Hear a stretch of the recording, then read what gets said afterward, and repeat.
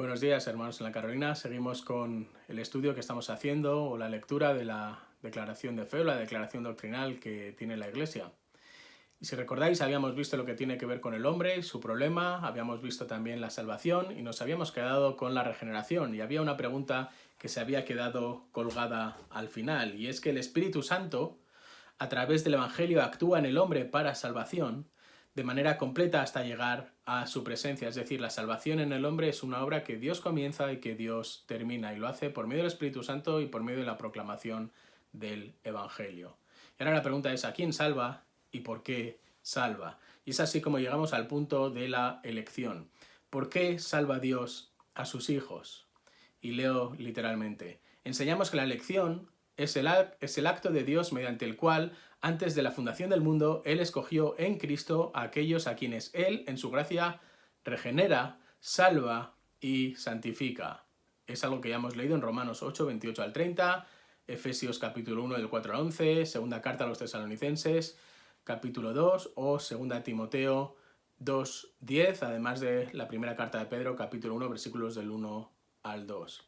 Pero fijaros cómo escribe Pablo a los tesalonicenses, en la segunda carta a los tesalonicenses, capítulo 2, versículos 13 y 14. Dice así: pero nosotros debemos dar gracias a Dios respecto a vosotros, hermanos amados por el Señor, de que Dios os haya escogido desde el principio para salvación, mediante la santificación por el Espíritu y la fe en la verdad, a lo cual os llamó mediante nuestro Evangelio para alcanzar la gloria de nuestro Señor Jesucristo. Es decir, existe un acto de elección desde el principio para salvación, mediante la santificación por el Espíritu, por la fe, y esto es algo que se aplica mediante el Evangelio para alcanzar la gloria de nuestro Señor Jesucristo.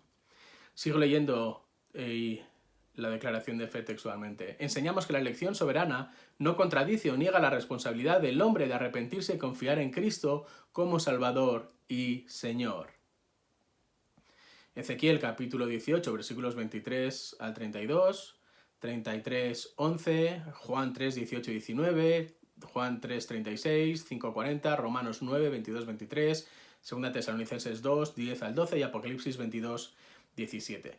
Pero me gustaría leer, en este caso, las palabras textuales de Juan 3, 16 y los versículos siguientes. Dice: porque de tal manera amó Dios al mundo que ha dado su Hijo unigénito, para que todo aquel que en Él cree no se pierda, mas tenga vida eterna. Pero fijaros, sigue el autor en este caso. Versículo 17. Porque no envió Dios a su Hijo al mundo para condenar al mundo, sino para que el mundo sea salvo por Él.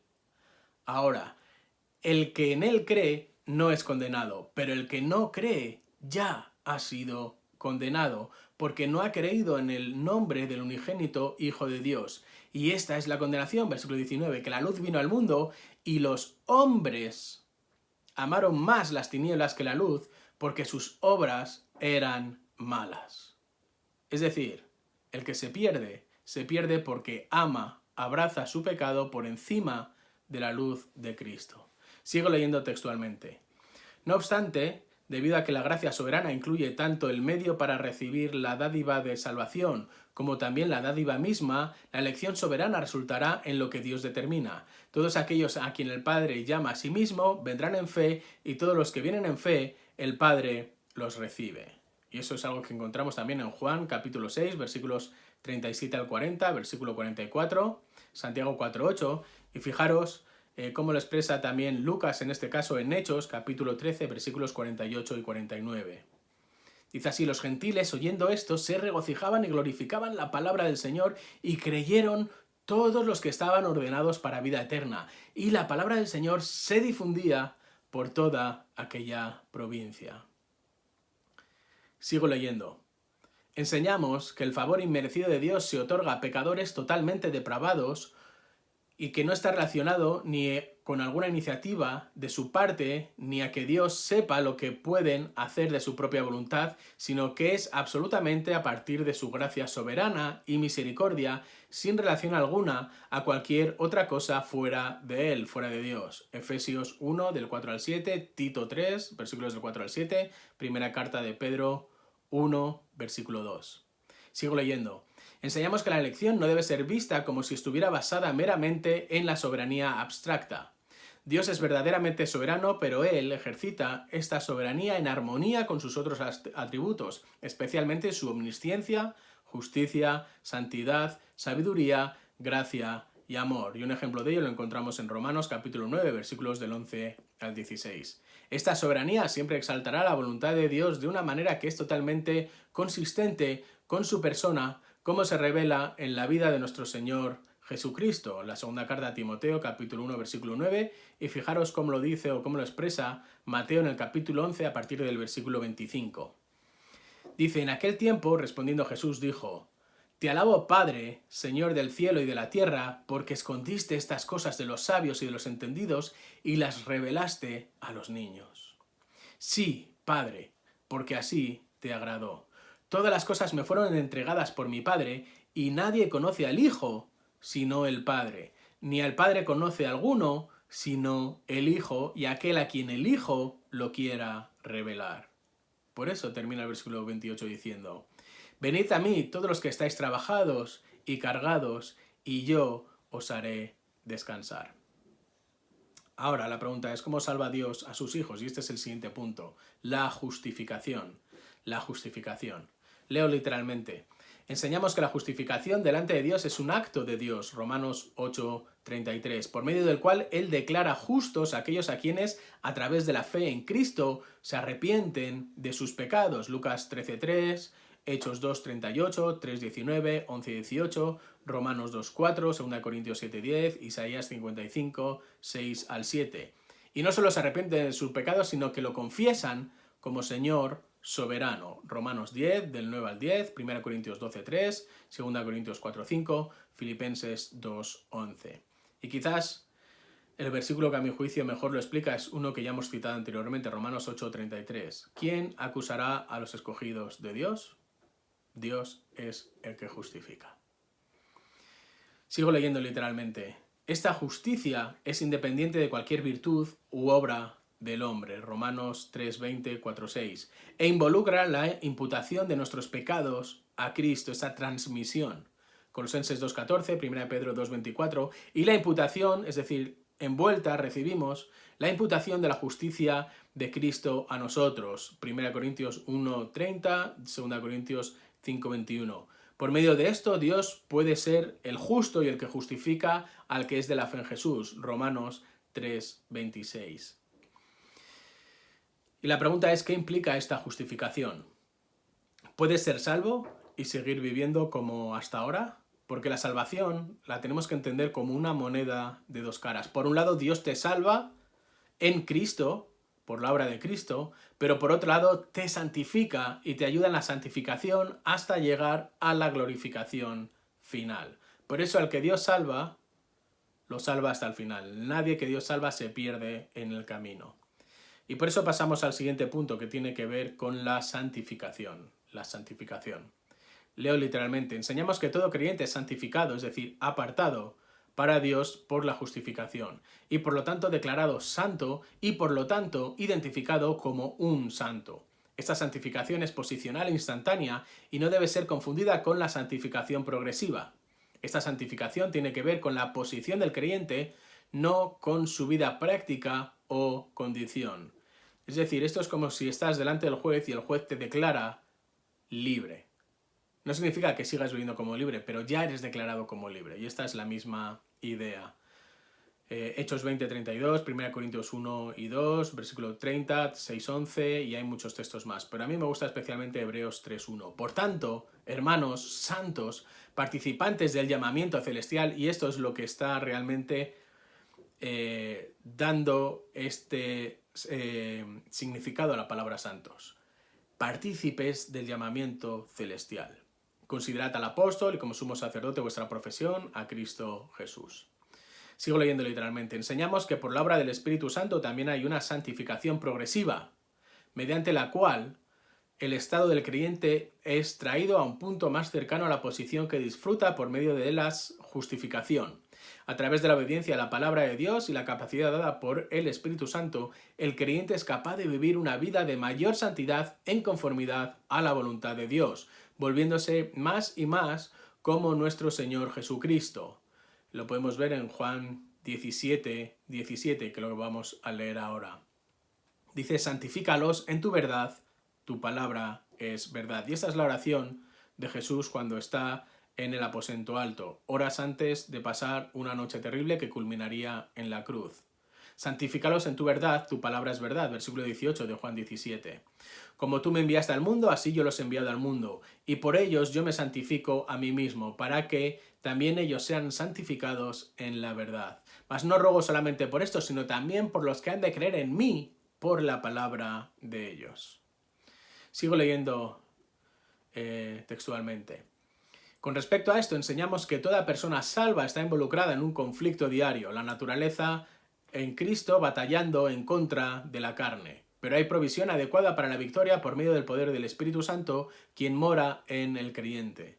No obstante, la batalla permanece en el creyente a lo largo de esta vida terrenal y nunca es terminada en su totalidad.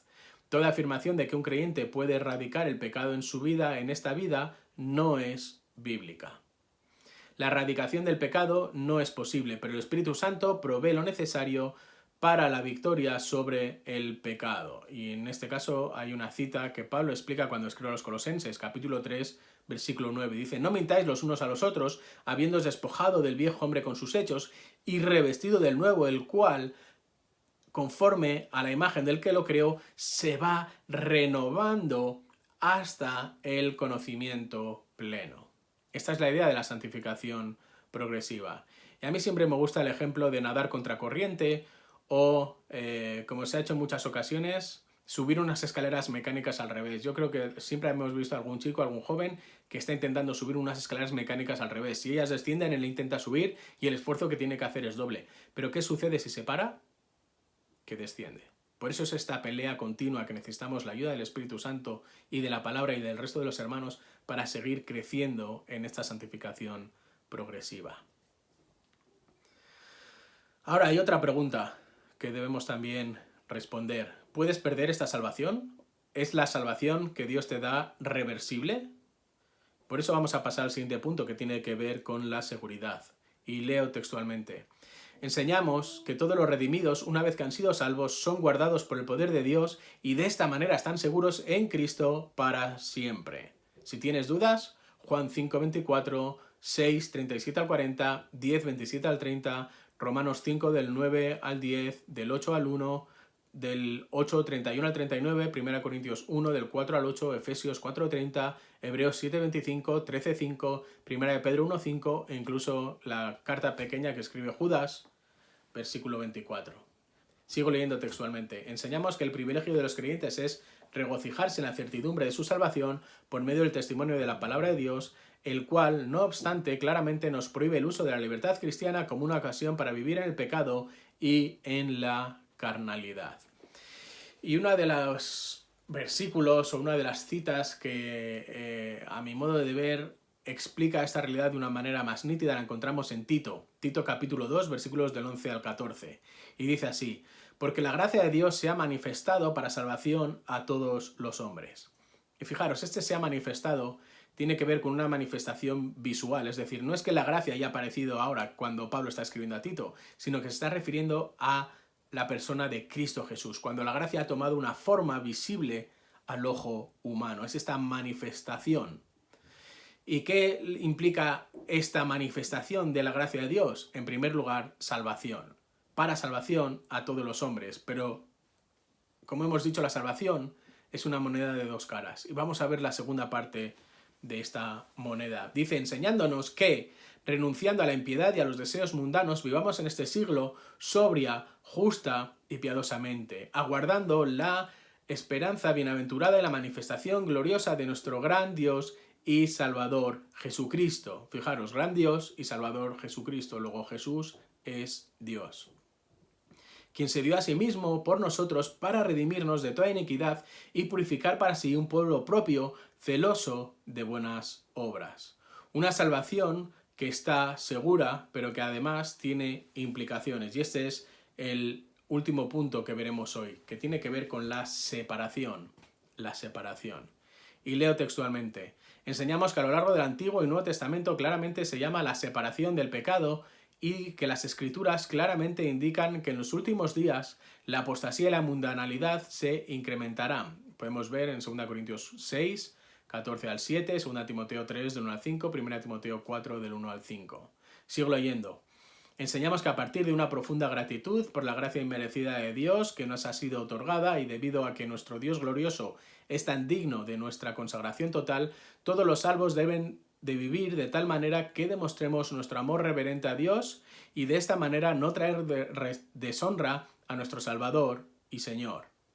También enseñamos que Dios nos manda a que nos separemos de toda apostasía religiosa y prácticas mundanas y pecaminosas.